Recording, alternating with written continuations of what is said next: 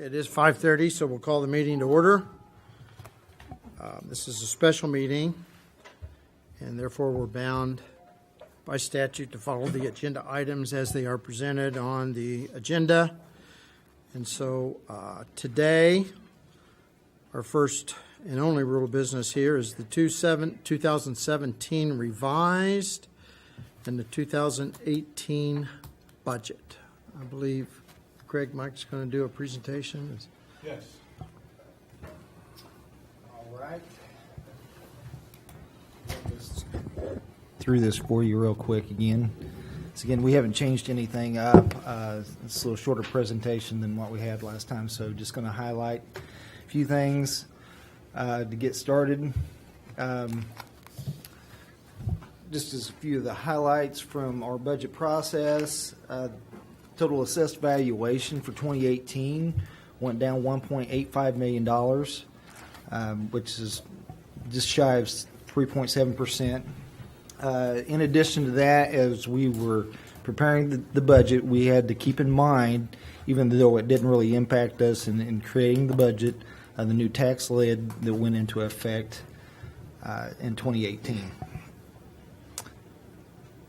So through our proposed budget, with what we came up with, our mill levy was 2.6, just shy of that, with a total rate of 53.344. The levy for 2017 was 2.66 million, and a corresponding rate of 52.614. Overall, year over year, from 2018 to 2017, the 2018 proposed budget is showing a $61,000 decrease in the levy. Some of the additional challenges that we saw, Blue Cross Blue Shield premiums went up 15%. Year over year, we had a couple high losses that drove the premium up. Additionally, as we were going along through the budget process, and I was doing the cash calculations towards the end and understanding what that levy needed to look like, the 2017 budget was put together with it having a zero cash balance and a $383,000 cash contingency at the end of the year. With the revised budget, that was going to put us in a negative cash position to start out 2018. We had to go back in and do some hard looking and redoing on the budget to get us back into a positive cash position. We will be in a positive cash position in 17 and in 18 with the proposed and the revised. Just a quick look at what the mill rate and the levies are that we put together here for 2018.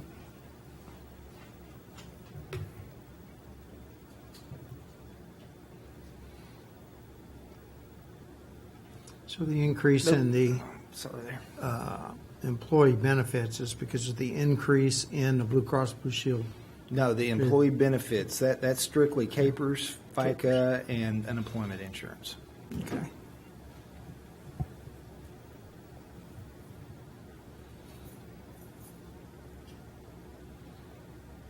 And that's just our publication that we had in the paper for this meeting. So just to give you an idea of what the valuations and the levies are from 17 to 18, as I said, the valuation went down 1.85 million, 3.65%. The levy itself is dropping by 61,000 and a 2% decline. So what does this mean to the taxpayers? If you take a look at the top chart up there, just evaluating $100,000 houses, what the assessed value and the corresponding mill rates for 2017 and 2018, if the value did not change on that house, there is a slight increase year over year. We also threw in the calculation on $70,000 because that is the average market value of a home, residence, and independence. So we could just see that as well. Going down to the bottom piece of it, when you take in the impact of the change in valuation, I can't say everybody's home is going to go down and market value as the appraised value or the assessed. But if it did follow the same decline overall, you can see even with the increase in the mill levy, the assessed levy on that property would go down.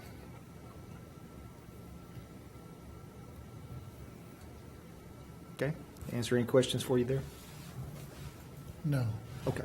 I think maybe that cleared up that graphic. Yeah, and then looking at the revenue generated, what we need Yes.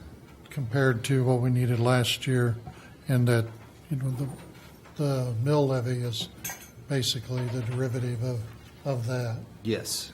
Yep. So the Combination of the rate and the assessed We're value. actually taxing less in 2018 than we did in 2017. Yes, by 61,000 on the proposed budget. Just out of curiosity, was the decrease in valuation because of residential properties, do you know? I don't know specifically, but I've heard a number of people say that their assessed valuations were going down, residentially speaking.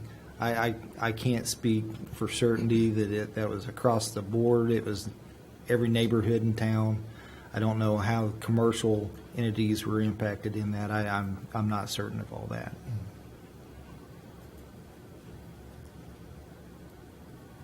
Okay.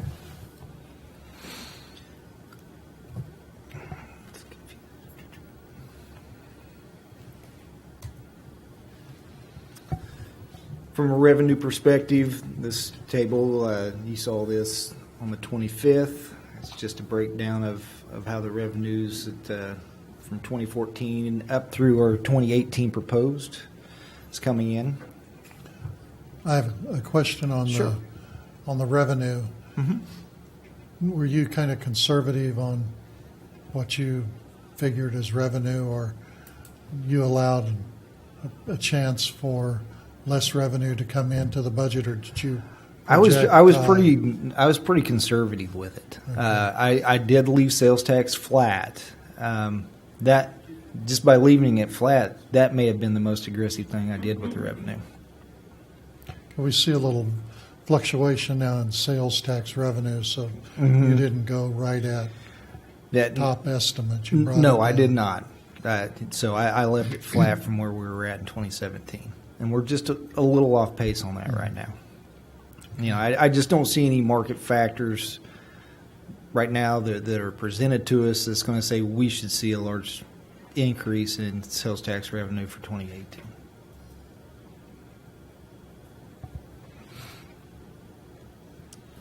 So the 120,000, I'm sorry, Fred. that's fine. 120,000 less in taxes, the $120,465 less. That's year over year, That is year over year. year Yes. over year comparison. Yes. And that's because the valuation, assessed valuation went down Yes. along with, And you have delinquencies in there, Yeah. so that you have a collectability issue as well. So we did take that into account. And then there are other pieces there that we have to peel out of there, where that value exists, but that tax is abated for a period of time.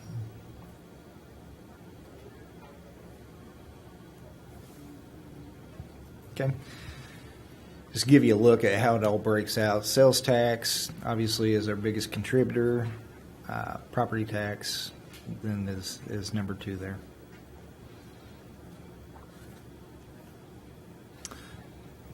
This graph here just kind of shows where our revenues have been over the course of time. The one up at the top that's total, taking everything into account. Some of that is skewed a little bit there by our increase in other income, and that's with us balancing out the budget, so that's the use of appropriated fund balances.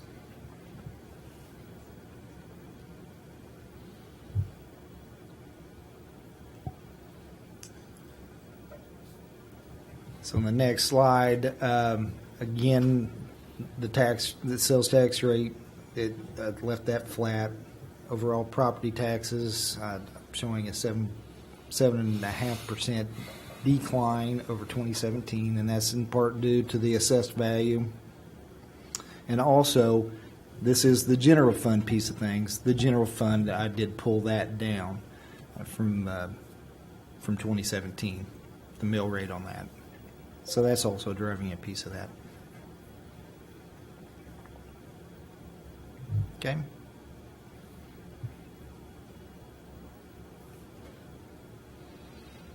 And then this is the revenue that's collected by department.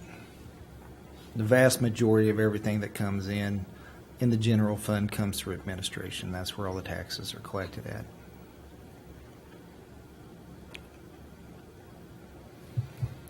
From an expenditure standpoint, the general fund is broke out in 4 major categories: personnel, contractual, commodities, and capital outlay. And collectively, all those departments, that's what our general fund looks like in those areas. Again, personnel, the big increase on that was our health insurance. It went up a total of $132,000 year over year. So we're only showing a $100,000 increase from 18 from 17.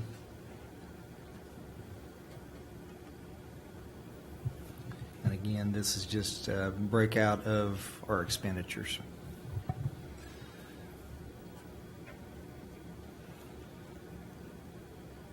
And that is by department.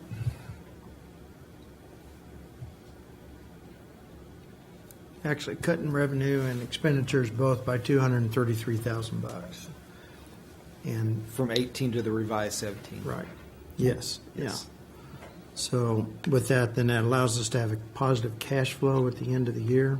That's right. That's Yeah, well, one thing that Craig and I, we really focused on, we've got to start building up some cash reserves back into the general fund.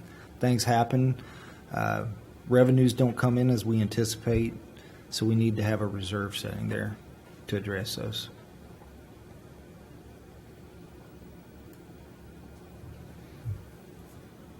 And the $5 million that we increased last year is still used as a reserve for street and equipment. It's benefiting that. As it is right now, in order for us to reserve some of the capital projects that we had, as well as to get that cash balance back up, that $5 million that was set back for capital reserve had to be left into the general fund as general fund support on that,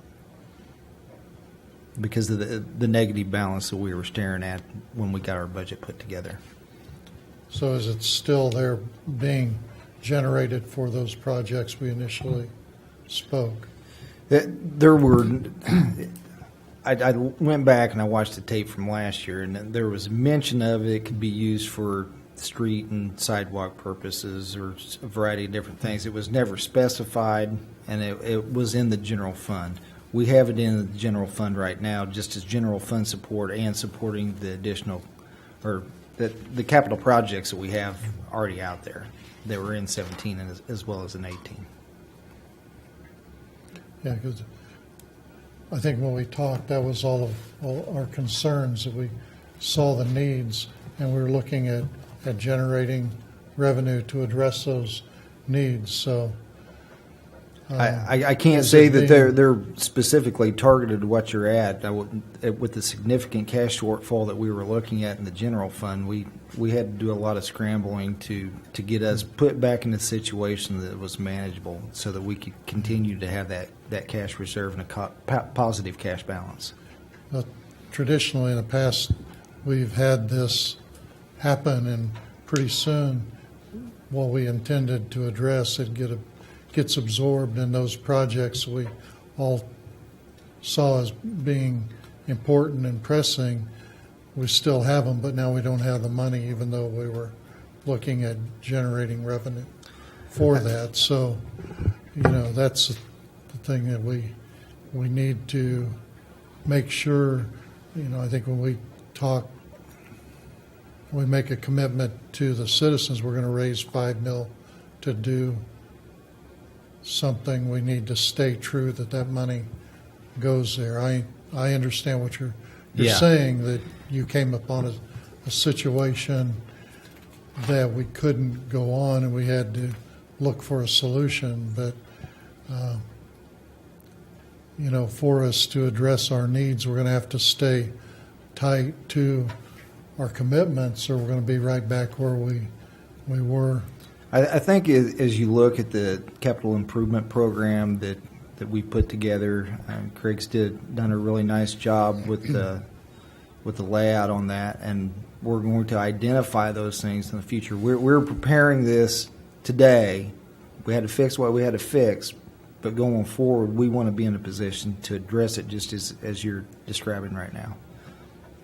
Yeah, I think, as our concern of being transparent, that was when we discussed our budget last year, that how do we fix streets if we don't generate revenue for it? How do we do major equipment purchases if we don't have revenue for it? And that was what that money was intended. And we need to see that that's where that money is used. Yeah, just kind of another way of looking at it. In the capital FY 2018 budget, the general fund, which is where that is funding over $565,000. So you could say that is going towards those things. Now, it's not all maybe streets or facilities, but it's funding that capital program in the general fund. So That would otherwise have to be cut out. right. Otherwise, we'd have to reduce that by Right. that amount. I think if, when we prepare a summary, if we can kind of indicate where that money went, it would help the validity of our action last year.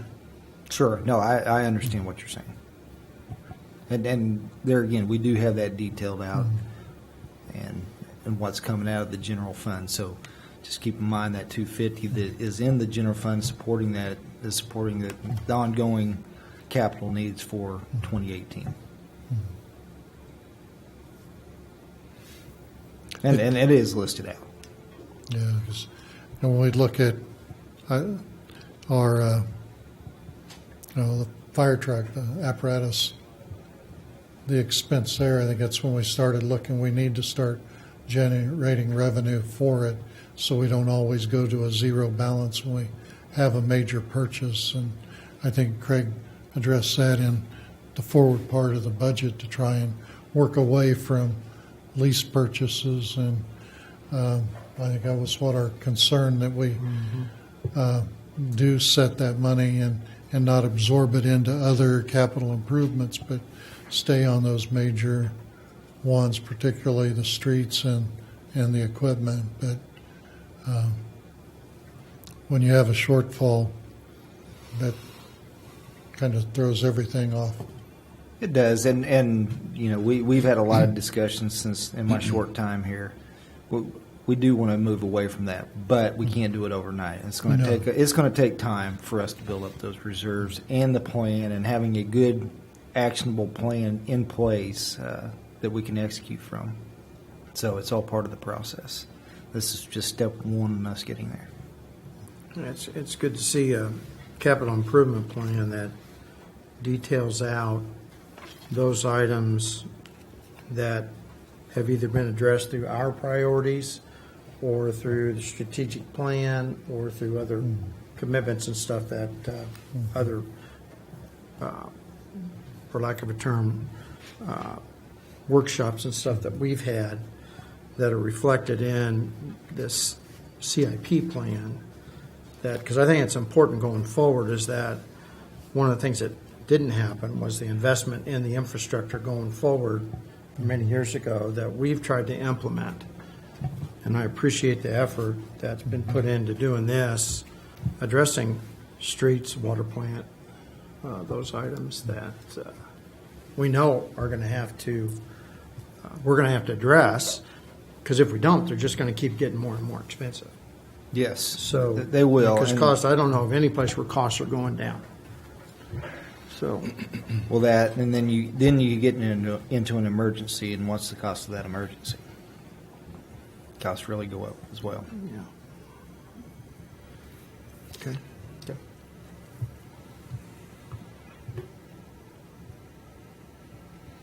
Again, premiums went up Just a few highlights here of some of the things. In the general fund expenditures, there was a reduction of 3 positions that were vacant, and we're not going to be backfilling those for the remainder of 17 or as proposed in 18.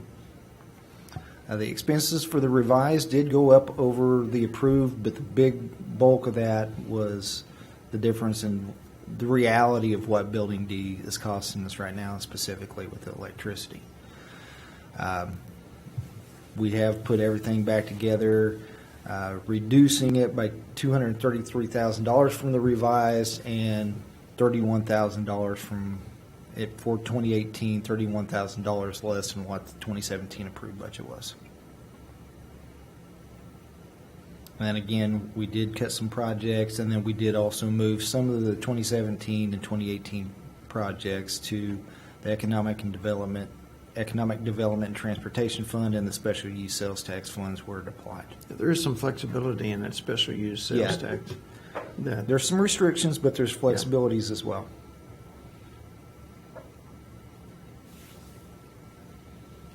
Okay. Airport fund. I'm not going to spend a lot of time on these additional funds. It is showing a positive balance with the revenue over expenditures for 2018 and balanced out for 2017 revised. One of the big, here, I'll hit the slide here. A couple of the big things here, we're seeing better rental income off of the farm ground. And so there's an increase for 17, but a bigger increase for 18 when we have both the tracks rented out all year long. In addition to that, we have the Jet A self-service system that's going to go in 2018, and we're predicting that fuel sales will go up with that by being able to self-serve there. Just as a note on the AWAS replacement and upgrade, it was completed in July.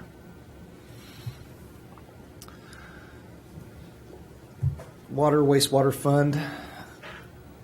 This was a difficult one as we were looking at it. Of course, we've had the water rate study and we've been working on that.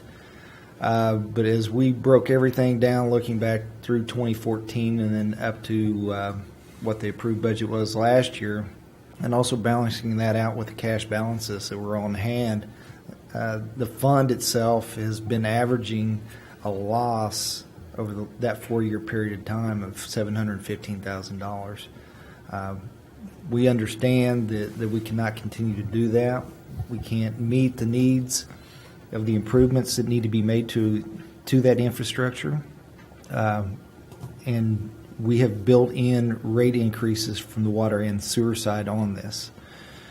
And we went through that, and I'll get to the next slide here that kind of breaks down what that would mean to an average user. But it was important that we got that fund, that enterprise fund, back to a positive operating cash balance.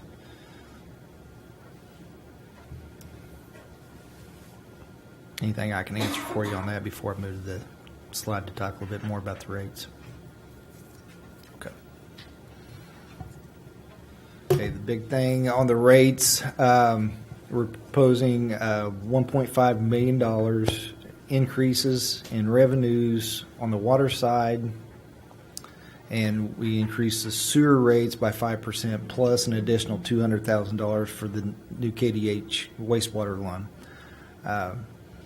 What does that mean? For someone that uses 4,000 gallons inside the city of Independence, which is our biggest user group, we're estimating that the water would increase on their monthly bill by $23.12. And on the sewer side, at the same level, $4.87.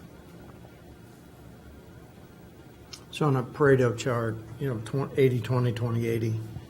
So the 4,000 gallons represents 80%, basically 70, 80%. It's not quite that high. The biggest population lives in that 3,000 to 5,000 or 3,000 to 5,000 gallon range. That's the bulk of the population right there. So 4,000 was our largest user group, so that's why I chose that one group right there.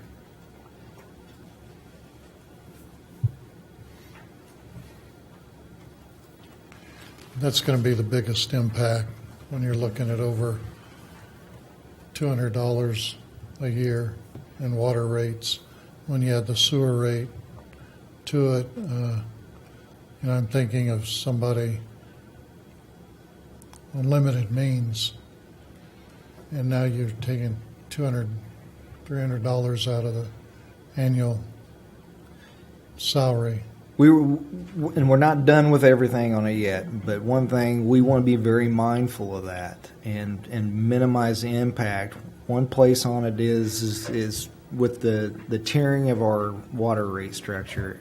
You basically, everybody pays a much higher level for that first 1,000 gallons. Every single user, whether it be commercial or residential, pays a higher rate. Through the rate study that we got back from Lochner, they were talking about anywhere from $20, $30 just for that first 1,000 gallons, as opposed to where we're at today, which is $7.18, I believe. So there's a huge impact there, and that's going to hit everybody, and it's going to hit the fixed income citizens. So we wanted to minimize that. So we've pulled that down into about the $16 range. So it's substantially less than what was being proposed, and then that minimizes the impact of those. And everybody's got a choice how much water they use as well. Does this include debt service? Those rates? Yeah, it does. I'll have it broke out a little differently when we finalize the rate study. But no, that includes the $200,000 for the improvement at the wastewater, and then it also includes the new sanitation loan to address the other projects. So all the debt service is included in that. So even though it is a big increase, it is less than what was brought back by Lochner. Kind of disappointed in the rate study that Lochner prepared. For me, I didn't see much value. There was a lot of confusion in the numbers, and the interpretation of it was very, very difficult. And even with the explanation that we had from the engineer, I didn't get a good grasp that maybe he knew what he did, but he couldn't explain it that we Yeah. could use it, Well, and these are difficult, and they're going to impact everybody, all of us. But we haven't had significant increases over time, and as a result, we've eaten up cash, and we've not fixed stuff. And we're at that point that it's got to be addressed. That's our biggest problem. Is right now we're faced with a lot of situations of the shortfall, the condition of the infrastructure, the need for serious repairs. It's some that we can't put off at the water treatment plant. Right. And So we can't delay those. we can't continue operating at a loss of revenue. We all got a taste of what it would be like not to have water last Thanksgiving. And while that was disaster created, it could be created because of an electrical issue or a basin issue or some of the issues that we're currently facing. So, I mean, I don't like it either. But I think I value having water versus not having water. So, I think, well, you mentioned the strategic plan in our planning session and the budget and the debt analysis. All this is going to have to tie together, that we're going to have to do a better job of managing everything to stay on top, that we don't fall back into the same trap that we're facing now, that we need to keep looking forward to how we're going to get this taken care of, but hopefully if there's ways to reduce the rate again in the future, or I don't know, we just got to stay on top of each need before they stack up to the next straw is going to break the camel's back, and I think that's where we're at. We can't put any more on it. Yeah, no, I agreed.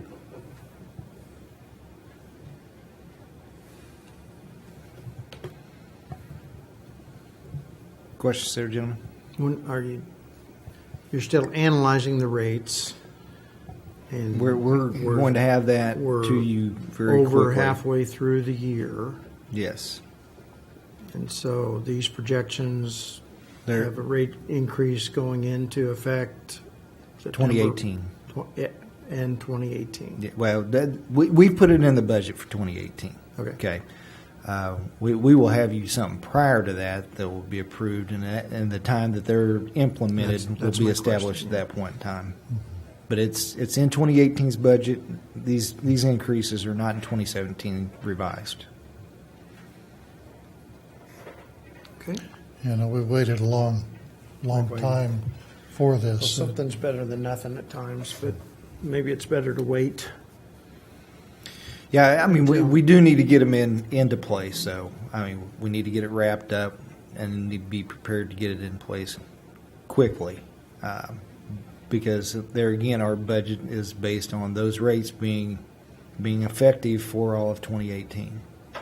So, whatever variations or adjustments that are necessary that comes out of the presentation of that, and the commission's vote on how we're going to proceed, we do need to get it in place sooner rather than later.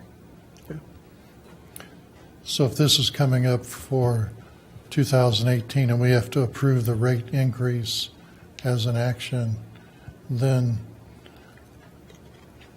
we're almost to September. That leaves us 3 more months. We can't wait till December or November to have it ready for us to discuss. No, you'll have it before that. The anticipation is it'll be ready for you to look at either later this month or the first of next month. Okay. Okay. I think that was our holdup Yeah, this year on our rate increases. We kept waiting for the study, and we're not saying we couldn't, but it's like, get us a study so we'll know what we're doing. No, let's just not hop to another stone and not know if we're going in the right direction. Well, Terry and I were making progress on it, but yet we weren't done with it, and we got to the point that we had to get started on the budget, so we had to put that aside so we could get this done. So getting through this process will free up the time that we can get back in there and finish everything up. Okay. Okay. All right. Move on to sanitation.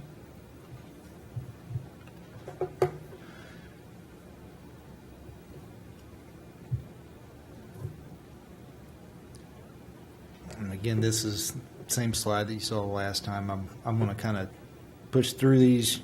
I'll answer anything that you all need here, but I think we've addressed most of it. The other funds, I just broke these down here, the revenues and expenditures. All these other funds, some of them are tied to ad valorem. Others are just budgeted funds. They exist for specific reasons. So any questions as I have them popped up, there's 3 per slide here, so there's 4 slides. Stop me at any point in time and we can talk about it.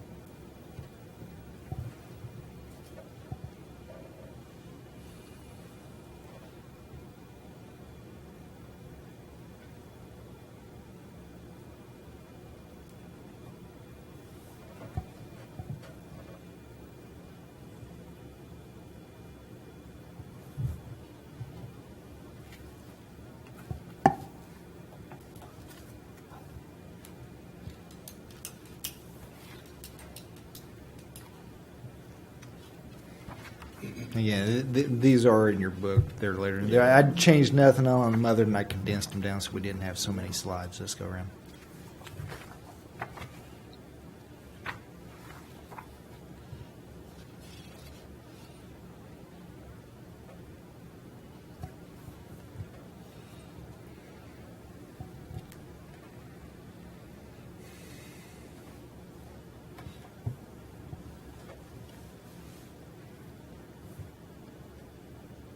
Okay. Any questions on the other funds? Okay. As far as capital outlay, just wanted to give you just an idea of what that looked like by the different funding sources. The utility funds themselves represent the biggest piece of our capital outlay for 2018, followed by special use sales tax and then the general fund. Is utilities the economic development money, The economic development money. or is that I mean, that would be your water sewer? water Oh, sewer. okay. Yeah.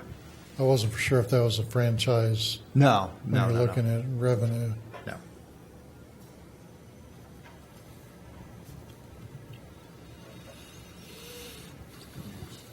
And then this is by department.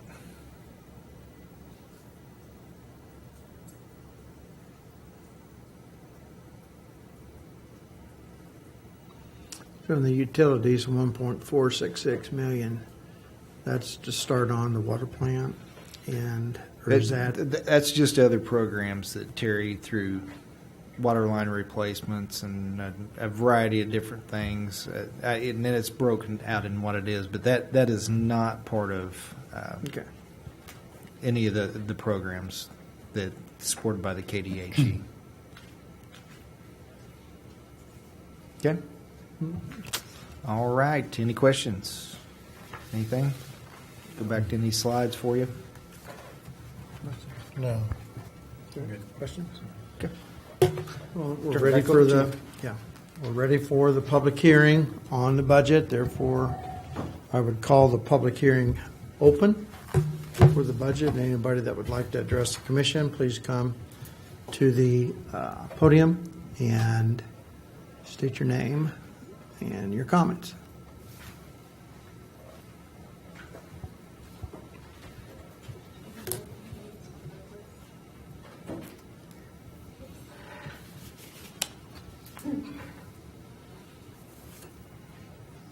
My name is Debbie Miller. A few years ago, when CRMC was in negotiations with the city to provide health care services in Independence, this city commission approved a $4 million increase for bonds to cover a potential $3 million shortfall for those services. At the time, we taxpayers were told those $4 million could only be used for bond-related matters. The commission said they would be used to pay off the debt. I was somewhat okay with that plan until former city clerk Tony Royce noted in a letter to the editor in last Sunday's Reporter that some of the funds collected from those $4 million are now being spent on things unrelated to the debt. I would like to know if this is true. If it is, I would ask that the City Commission remove the $4 million from its budget since they are not being used for the purposes for which they were intended, or make it clear to the public that the $4 million aren't being used solely for bonds. Secondly, the Tajma City Hall is costing taxpayers somewhere between $200,000 and $300,000 each year in electrical usage only. If that weren't bad enough, it has been noted in the Trainer study that there are approximately 8,500 square feet of unused space. Taxpayers must pay to climate control that large space because electrical services in that building are not in zones. The tax base in Independence is growing older, smaller, and less affluent. We taxpayers have cried loud and hard for our local taxing entities, including the city, to acknowledge that. Considering such, it's both incomprehensible and irresponsible that our city commissioners will continue to wastefully spend tens of thousands of our hard-earned tax dollars to climate control the Tajma City Hall, which includes over 8,000 square feet of unused space.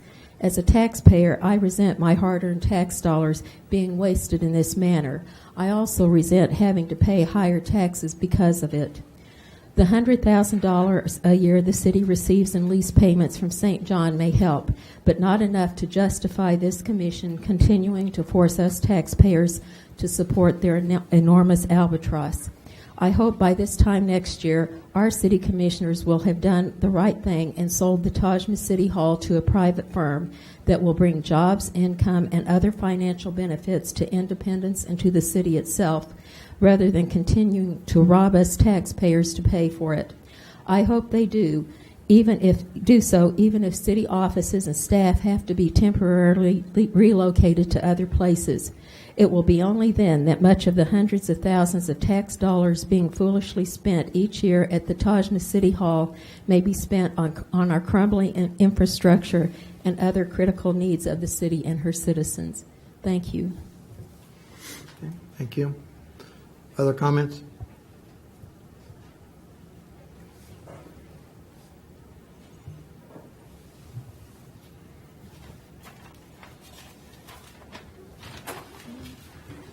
I'm Louis Susing. I just wanted to make a couple of comments from what I'm hearing from people. They feel like their tax burden that's placed on them is high, and they're really not interested in paying any more taxes. And they're looking for responsible spending. I know you were under a budget constraint as far as time, being with the new city manager coming on the job. But I think if you're looking for the community, the people of Independence, to make additional sacrifices to make this work, to get us on a footing to where we can start planning a direction and moving ahead, I think you seriously need to look at all your expenditures, personnel, what you give money to, and determine whether that money is still being of good value, used for good value, and determine whether there's cuts you can make. I knew you were under constraint to get the budget in, but I think people will look at this as a two-way street. If you're going to want us to make sacrifices, we want to know what you're doing to reduce expenditures or money going out where you can, and that may be some tough choices, sitting down and realistically looking at where are we spending money? Is that still a good value? Is that still needed? Can we incorporate that position into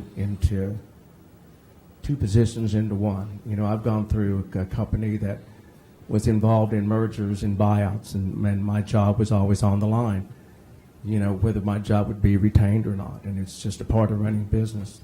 This is a business, and we have to be solvent, and we also have to plan for all the needs that we haven't addressed over a long period of time.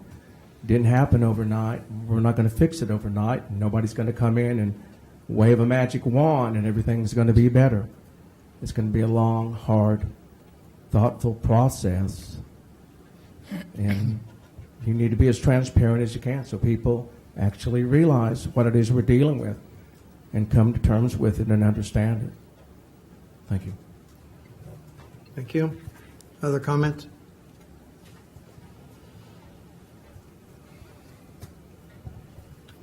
Okay.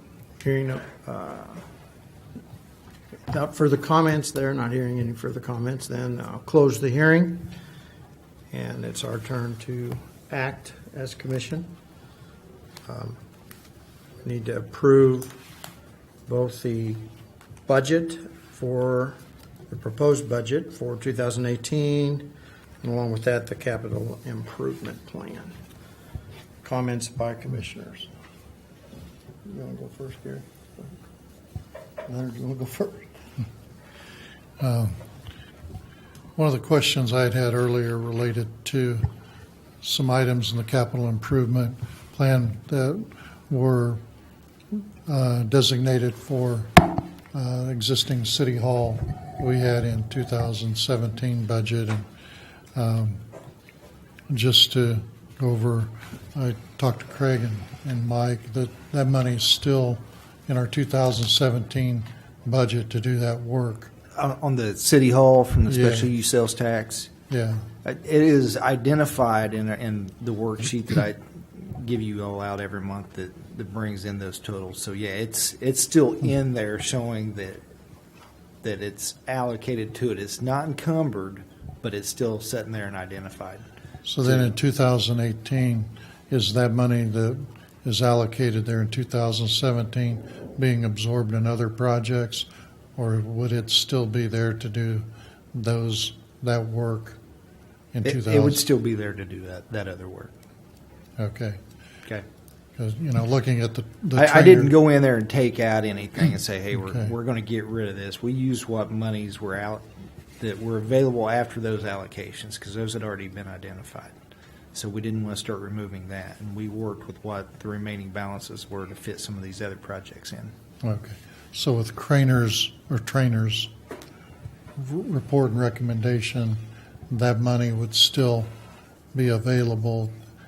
And, just looking at the amount of money we need to bond for any project there, the special use sales tax would reduce that bonded amount by almost $900,000. It's just shy of 900. Plus, the ADA work on that building could come out of the quarter cent ADA money too. Yes. Okay. Yeah, they're still balancing that Yeah. fund even after we move some of those things over. I know, just, some of the response when the total number was seen, and then where's the money coming from? And again, kind of going along with some of the questions of utilizing our funds, then that's one way we can go into the future without generating more burden by just utilizing the funds we have coming in now. Yeah, I think that it was a good experience for us going through this and just really going back into a lot of the capital that was approved for 2017 and what we're looking at for 2018. We have these other funds that are available to fund a lot of these projects to minimize the impact of the general fund. And there again, the overall burden on the taxpayers. We need to start using those. We don't want to deplete them where possible, but when they're continually being funded, we need to start looking at those as resources to fund some of these capital projects for improvements such as streets and the ADA projects. We talked about the park ADA projects at the last meeting last week. So those things, without those dollars, would be impossible, but that's exactly what they're earmarked for. Okay. Gary, comments? It just always feels like being caught between a rock and a hard place when it comes to this time of year. There's so many things we absolutely can't do without. We can't do without water, sewer, fire, police, EMS. So to make any significant cuts, there's not that much left to cut. And if you ask people, are you willing to close down our zoo or our park or, we can't cut spending on streets much because we're not spending much on streets. And people don't want to go to 1 day a week trash pickup. They don't want to get rid of the leaf and branch pickup. It's very difficult to cut spending significantly. And so it feels to me like we've done about what we can do. I do wish we'd started much earlier, several months ago, but that was our decision to change city managers. So Craig's just gotten on board, and I guess I feel like this is a workable budget. So I think I'm okay with it. I think as we go into the year, the way to generate surplus is just efficient using of what we have. Kind of go in with, if we can get by without something, then don't. Yeah, just because we budgeted for it doesn't mean we have to spend it, or we can find a way to Well, do and it there's- cheaper. In the general fund for 2018, there's a $233,000 reduction in expenses. So I think staff's gone through and identified those areas and tried to come up with efficiencies. There's less staff members, obviously, from presentation that we just saw. I'd like to have had more time to go through it as well, but you got to start somewhere and build. I feel like this is a place to start, and I'm not happy with where it is either, but it is what it. Well, There's things we have to address. If we Yeah. don't address them, then it's just going to cost more and more and more, and there's no better. Saying we're going to wait or delay is not going to. It's not going to solve the issue. not on the big ticket items. I just like to add that obviously it's our goal as staff is to always look to be as efficient as we can, but still yet provide effective services. at the same time, and that's a balancing act sometimes. But we're always looking for efficiency. Part of our core value is embodied in there is continuous improvement, always trying to improve how we do things. Can we do it better? Can we do it cheaper? So that's what we'll always be looking for, those things ongoing, at least.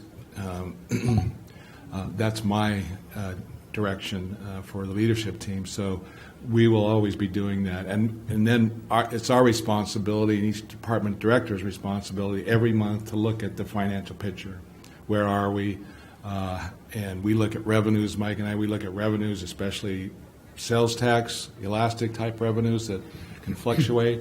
And we may have to make adjustments, just as we did in 2017, revised budget as we go along. But that's what we'll watch very carefully, our expenditures. That's the city manager's primary fiduciary responsibility, is coming in the black every year. And so we watch that very carefully. Okay. With that, without further comment, then, I'd entertain a motion that we approve the 2018 proposed budget along with the 2018 capital improvement program plan. I'd make that motion. Would there be a second? I'll second. Okay, been moved and seconded. All those in favor of approving the 2018 budget and the 2018 capital improvement plan signify by saying aye. Aye. With that, it's unanimous. Concludes our business. Thank everybody for coming this evening. We'll see you next. Thanks. I'd make a motion, we adjourn. Second. All those in favor signify by saying aye. Aye. All right. Do we need to sign anything tonight, Mike, or are we done?